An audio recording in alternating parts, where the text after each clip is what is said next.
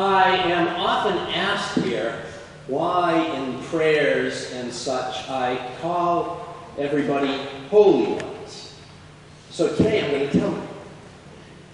I'm going to do something a little unusual from the UU pulpit. I'm going to start off with 3 little verses from the Christian Scriptures. From 1 Corinthians, Paul, called to be an apostle of Jesus Christ by God and our brother Sosthenes, to the church of God in Corinth, to all those who are holy in Jesus, called to be saints. Romans chapter 16, verse 15.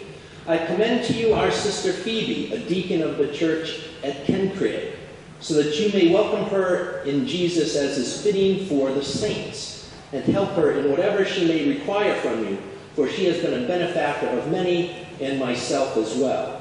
Greet Philologus, Julius, Nereus, and his sister Olympus, and all the saints who are with you and them. By the way, Phoebe is kind of proof right in the Christian Scriptures that the early Christian communities have women deacons and priests, in case you were wondering, or anybody ever told you different. 2 Corinthians, Paul, an apostle of Christ Jesus by the will of God, and Timothy our brother, to the church of God in Corinth, including all the saints throughout all of Achaia. About 12.5 times in the Christian Scriptures, a group is addressed as the saints. The Greek word that's there is Hagia. You've heard of Hagia Sophia, Holy Wisdom, famous Eastern Orthodox Church. That's where it comes from, holy. Hagia is related to a Greek noun, hagiosmos, which means something that is sanctified or set aside. And that in turn comes from a Greek verb that means to set aside, or to put with things of reverence. So the holy ones, the Hagia, we translate to English as saints. In English, when we hear the term saints, we're used to thinking of very overly pious dead people. Right? But that's not, strangely enough, that comes to us from the Christian history, but strangely enough, that's not how the early Christian communities would have heard the term. They would have heard Hagia, saints, and it would have meant every single person alive in the community. Every one of them. And they were odd communities, these early Christian communities.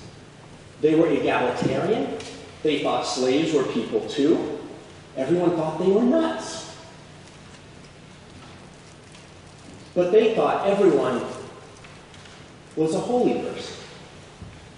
They referred to each other as people of the way, the holy way, the way of Jesus, and they called each other holy ones, saints.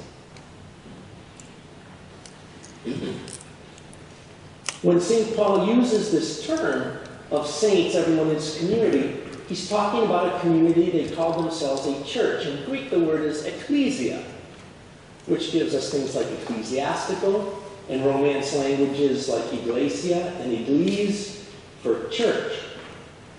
And we tend to think of church as a group of Christians in a building who do Christian-y things. But that's not what it meant to those people. In Greek, the ecclesia was the group of voting citizens who made the decisions for the Greek city-state. In a sense, they meant everyone in the community who helped decide what was going on. And in those early Christian communities, it was everybody. Everyone was a saint, and everyone had a say. Women, children to their extent, slaves, everybody.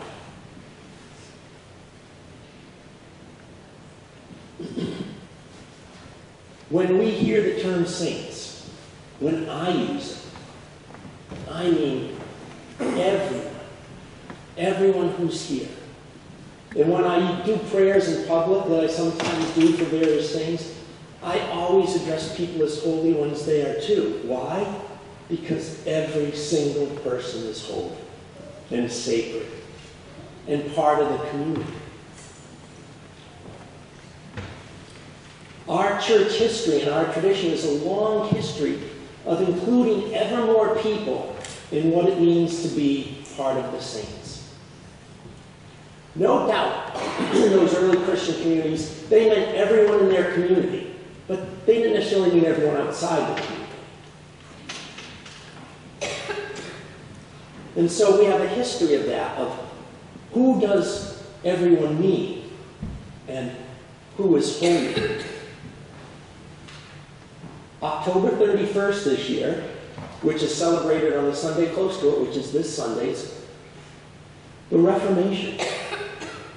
On October 31st, 1517, Martin Luther made a list and publicized it of 95 things he found to be kind of hypocritical and not so saintly about the Catholic Church. And he was a Catholic monk. And he started a whole movement 500 years ago called the Reformation. It wasn't started to do anything new. It was started to reform his church. But his reforms made him different enough that it became his own church. If you've ever been to a Lutheran church, you'll notice it seems very Catholic. Because it basically was. Luther was a Catholic monk. His two big beefs, his two big issues were the selling of indulgences. That if you sinned, you could pay the church sums of money to be forgiven. You know, kind of works great. You know, if you got enough money, you kill somebody, here's a bunch of gold coins, I'll be good. Martin Luther said, doesn't seem okay. So, he had a whole list of things that went along with that he did not like.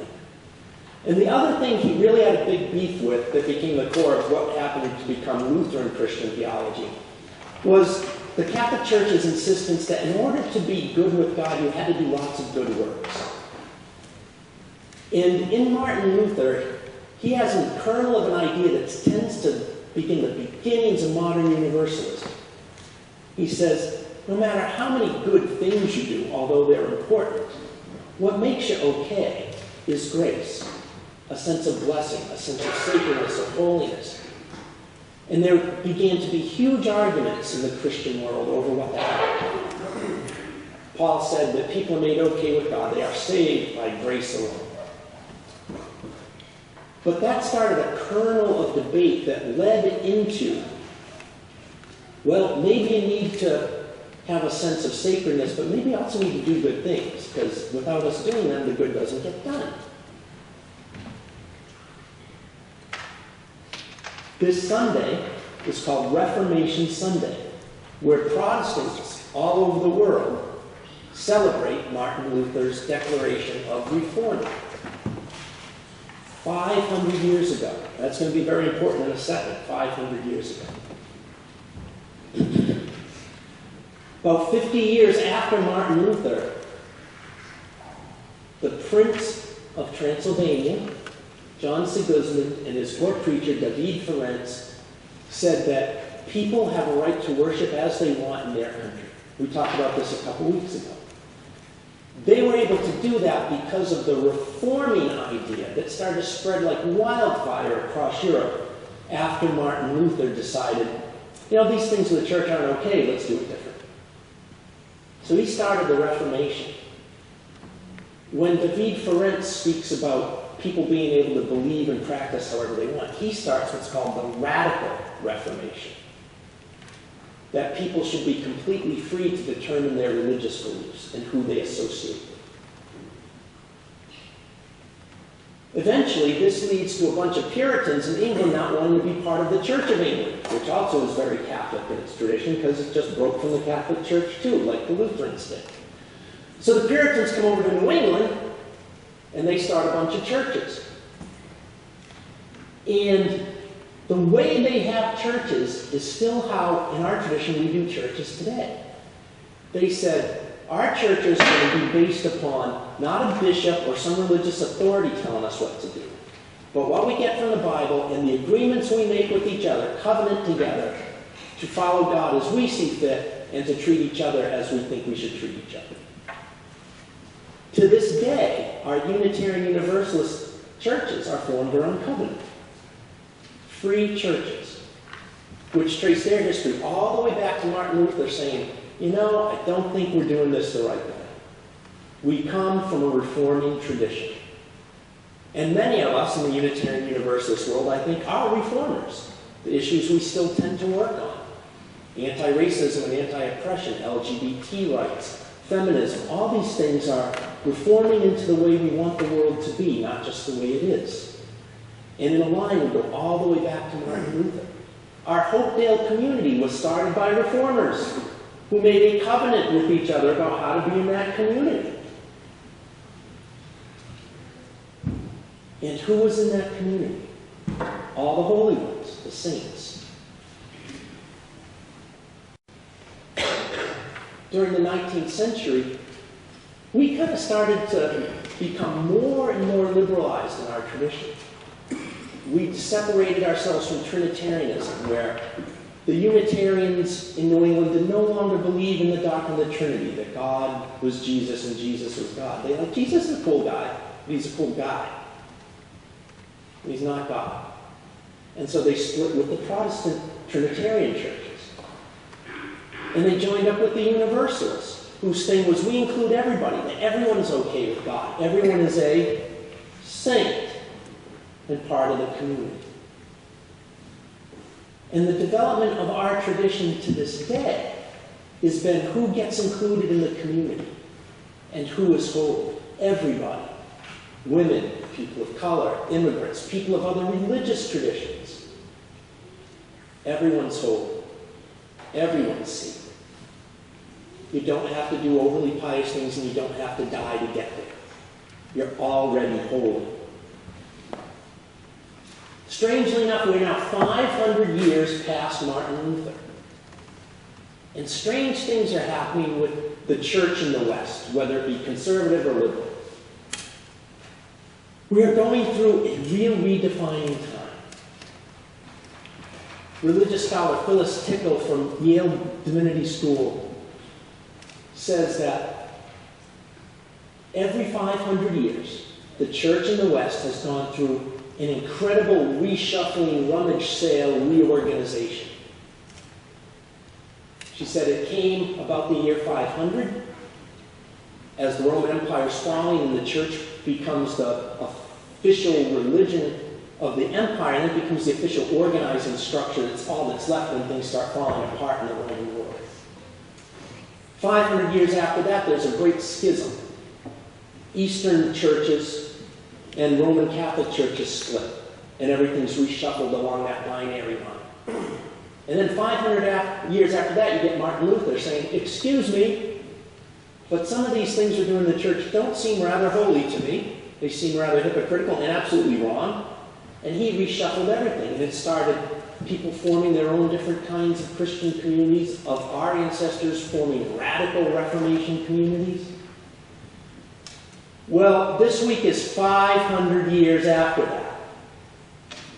And if church seems a little topsy-turvy these days, it's because, guess what? We're due for that reshuffling. We're in the time of great reshuffling, rummaging around and reorganizing. The old ways the church has functioned, the old forms it has taken, they're getting reshuffled right now. Church is going to look a lot different going forward than it has for the last couple of hundred years.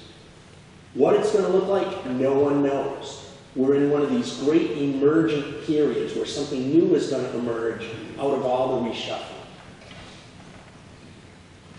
Where do we come in, holy ones?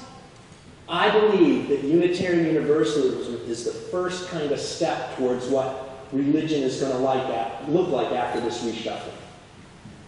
Up till now, the holy ones were who believed in Jesus this way, who believed in Jesus that way. How many great, wonderful acts of religiosity did they do? Well, going forward, I think it's going to be different. I think religion isn't going to be just Christian or just Muslim or just Jewish or just Buddhist. I think it's going to draw from all of human religious wisdom.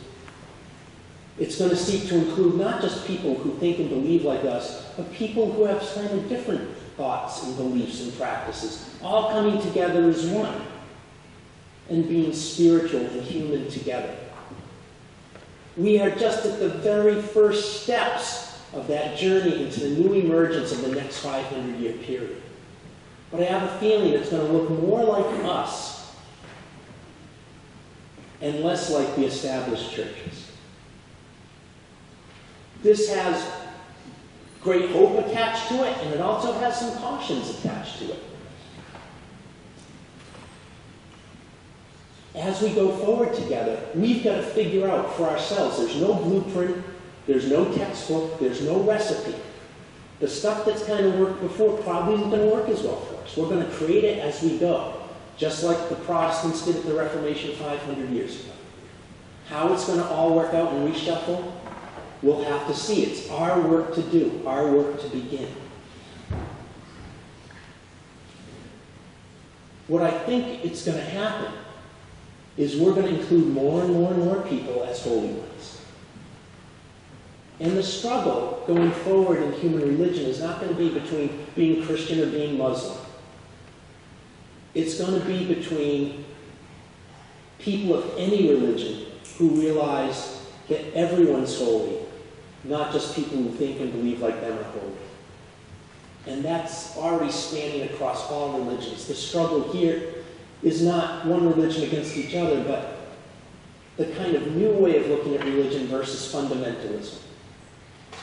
And it's happening in Christianity, it's happening in Islam, it's even happening in Buddhism. People say it must be this way, this is the way to be holy, and that's it. Are kind of in conflict with people in all religious traditions about, it doesn't have to be exactly like us, this works for us, but everyone's holy. And that's the beginning of the next 500-year cycle. We are walking that road. And I think Unitarian Universalism is going to be a place where, when we look back, things started to have the first bubblings of the new way. But this is not easy when everyone is considered holy ones. Doesn't mean we're all perfect. Sainthood does not mean you're perfectly holy and perfectly pious or dead. It means you're human. And it's sacred and holy to be human. And it doesn't save us from the problems of being human. Way back when St. Paul was writing to the Corinthians, he says, "For it has been reported to me by Chloe's people that there are quarrels among you, my brothers and sisters." What I mean is that each of you says, "I belong to Paul," or "I belong to Apollos," or "I belong to Cephas," or "I belong to Jesus." And he reminded them that quarreling with each other isn't going to get it done. That if we're all saints, we got to treat each other so. That means even when we disagree with each other. Because we're all in this together.